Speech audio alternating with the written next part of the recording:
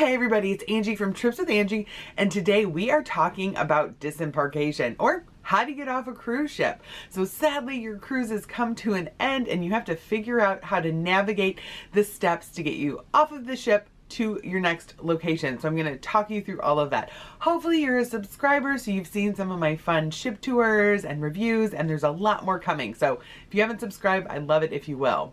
So some point during your cruise, you likely got a survey like this. This is the cruise line asking what your plans are once you arrive in your arrival port. So they want to know, are you taking the cruise line transfer? So the cruise lines have big buses that transfer between the disembarkation port and the nearest airports. They also want to know, do you want to take an excursion? So I absolutely recommend booking a cruise ship excursion if you have a flight in the afternoon, maybe around 2 or 3 o'clock.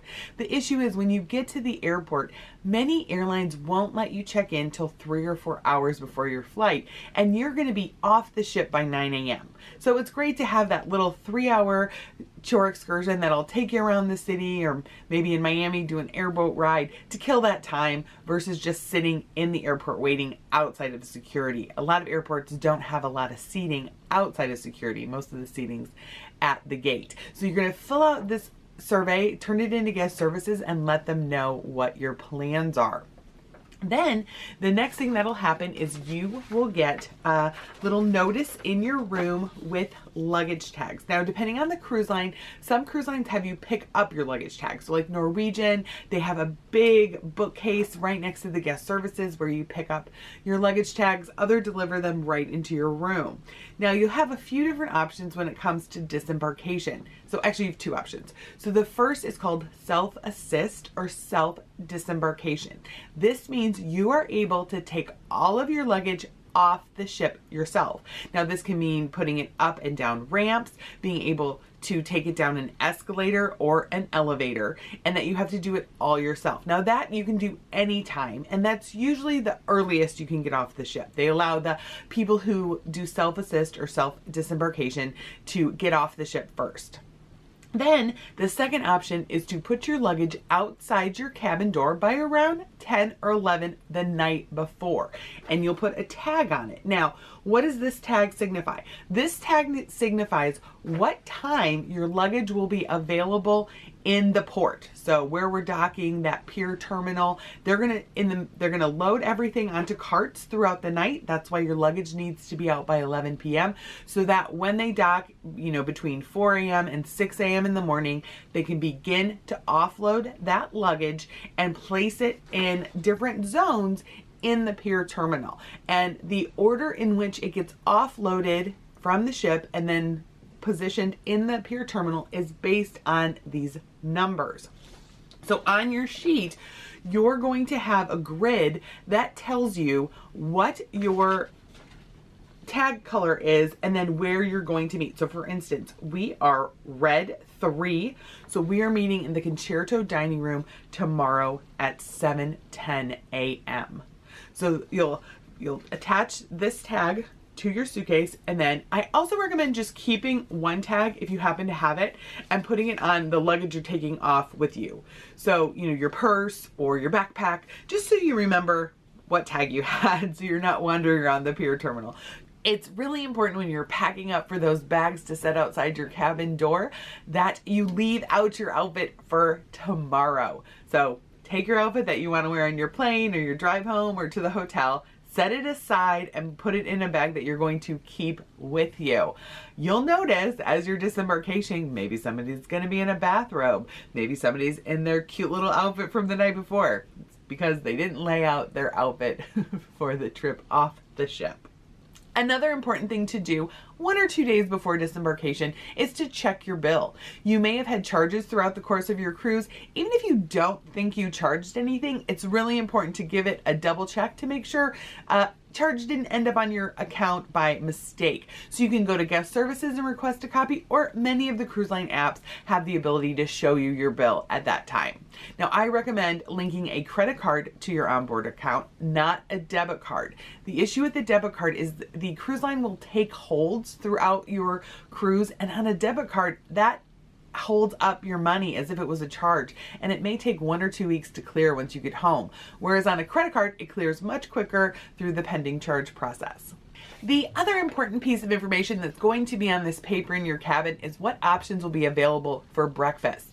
The times may be different than what you've had throughout the cruise. Room service may or may not be available. So take a look and review those options and make a plan for breakfast. Many cruise lines request that you are out of your cabins by 8 a.m. to give the crew time to clean, because as you know, the next set of passengers can be embarking as early as 10:30 a.m. So the cabin stewards really need that time to get your cabin in spick-span shape for the next set of cruisers.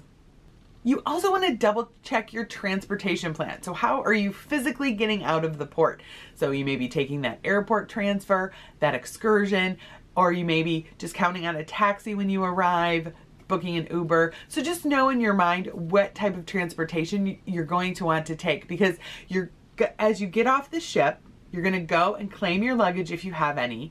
Then you'll enter the line for customs and immigration. Now, some of the cruise terminals now just use facial recognition, so it's a very quick process. Others, you may still need to present your documentation to a customs and immigration official, depending on what cruise port you're in. And then you'll be outside. And there's plenty of people to help you, but you'll need to tell them what you're looking for. Are you getting on the bus transfer? Are you looking for an excursion? Do you want to find out where the taxis line up? Do you want to find out where the ride shares pick up? So you're going to want to know what to ask the person when you get outside so they can direct you to the right place to find your ride.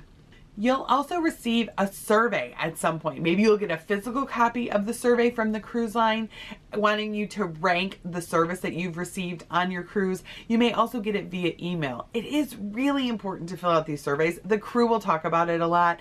They want you to fill it out. They're going to ask you to give them 10s for great service. But what's very important about these surveys is this can truly help a crew member advance in their career. If you have had exceptional service from a crew member, it is imperative that you write down their name on that survey. It will go in their personnel file, and that can help when they're being evaluated for special bonuses, awards, or a promotion.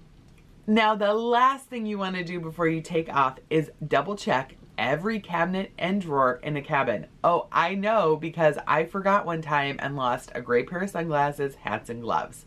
And it is incredibly difficult to get anything back from a cruise line if you leave it in your cabin. So one tip to help with this is just leave every drawer and cabinet door open after you check it. That way, if you are traveling with someone, they can also check it real quickly. They know you've checked it. And you definitely want to make sure to check the safe. Now, if you've seen my little short video, you know my recommendation on the safe is just to go ahead and put a calendar appointment about 8 a.m. on the morning of your disembarkation that says check the safe, because that's where you're going to leave your most valuable items. So that's it. That's the process for disembarkation.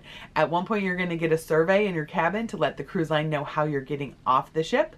Then you'll let them know if you want to do self-assist, so taking all your own luggage off or putting it outside your cabin the night before. If you put it outside your cabin the night before, you're going to make sure to pack an outfit to wear the next day. You're going to head to wherever the sheet tells you for your zone and number, and then you're going to head down into the port terminal, grab your luggage, head through the custom and immigration process, and let the people outside who are there to help know if you're taking the transfer, the taxi, going to get your parked car, or looking for the rideshare location. I hope you had a great cruise. If you have any other questions about disembarkation, please let me know in the comments.